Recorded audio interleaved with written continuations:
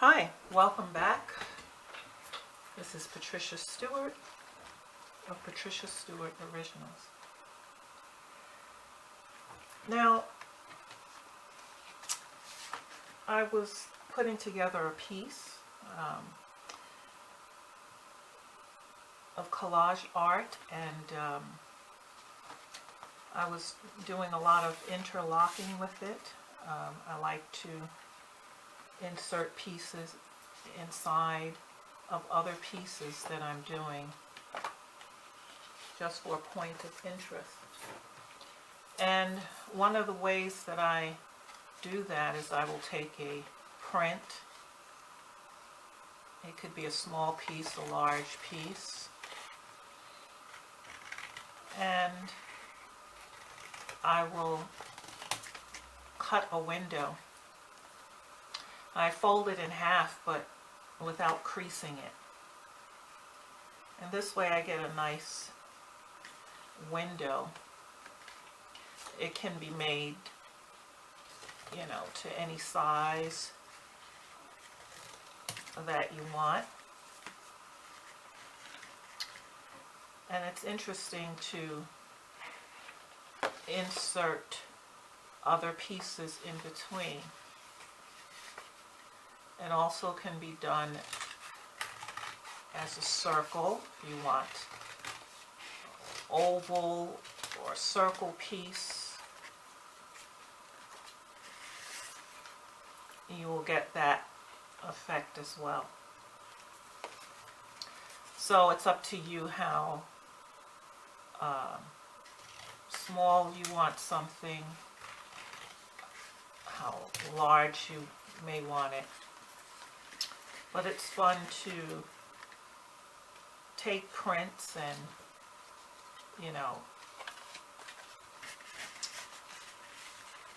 then mix them inside to create a nice piece of abstract art.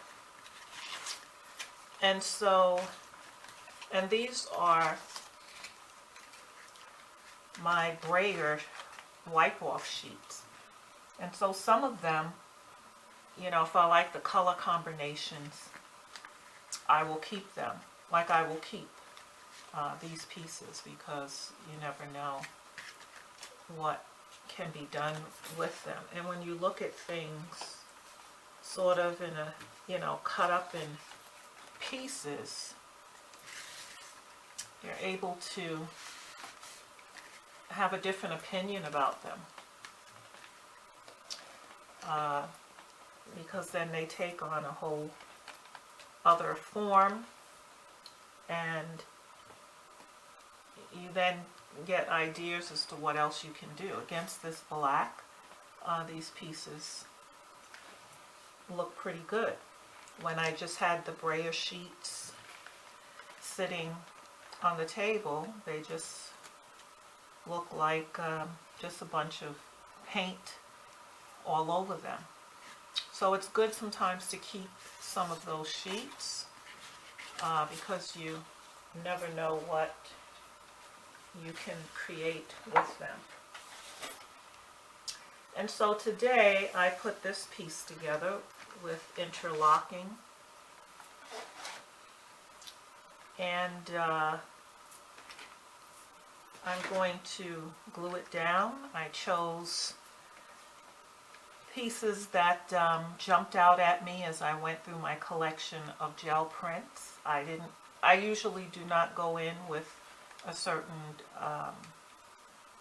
color in mind, but I look through my pieces, and whatever jumps out at me, the pieces that jump out, I lay them aside. And I like to choose between 4 to 6 pieces. And after each piece caught my attention and I put it aside, then I really looked at them and I saw how they related to each other, and how I could bring out the best of these pieces. And so I did cut my squares because I wanted to do some interlocking. And so I'm going to put this together, and usually with something like this, I have to take a picture of it first with my phone, because once I take all the pieces and remove them from here, I don't always remember how I originally had them. So I take a picture so that I can follow the sequence of putting them together again.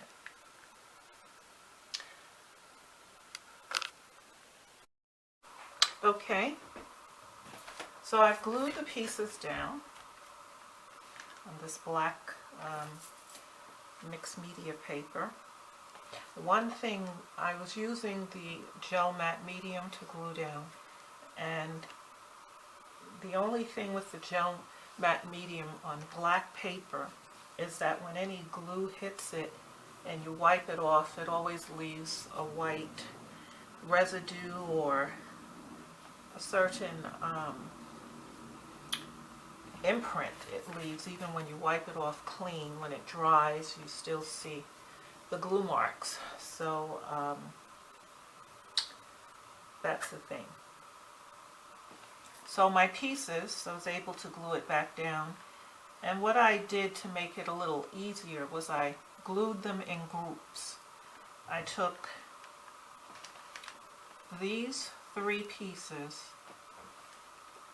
left them interlocked, flipped them over, applied glue to the back of all of them interlocked, then put them down, and then began to lift up the pieces that needed glue. Other than that, you can become very frustrated when you're doing this interlock type method. Then these 3 pieces were then the last 3 pieces to glue on. And of course this had to be left open because this piece slides underneath. So it's important to take a picture and, you know, have in mind the process by which you will begin to glue them down so that you won't become frustrated. The other thing is knowing what pieces that you choose to collage, or however you want to do it. Decide what the best background should be for it. With these colors, white wasn't going to make them stand out, a white mixed media background. So I chose the black. Sometimes white is the better thing, the better color for background. Sometimes you can even design your background with your pole print. You could take the mixed media paper and pull some prints for background. But that all depends on the colors that you plan to put on top. If I didn't use these pieces here, perhaps I could have done a very fine printed background, maybe going across the middle, maybe not the whole sheet because it would be too busy. But sometimes you can do that too. But you just have to know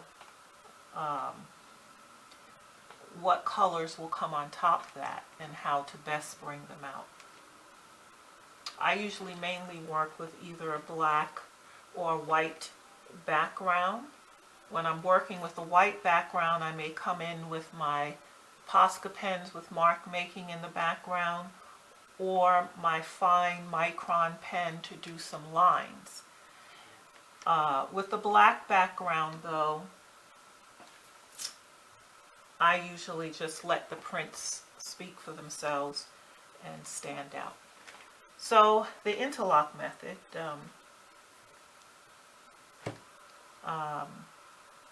is interesting, and I stumbled upon this method one day cutting some paper, and I was trying to achieve something else, but then thought, oh, let's try to put these pieces together and use this method as well.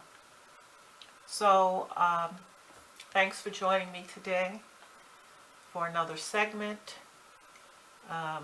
Keep doing art, keep thinking outside the box.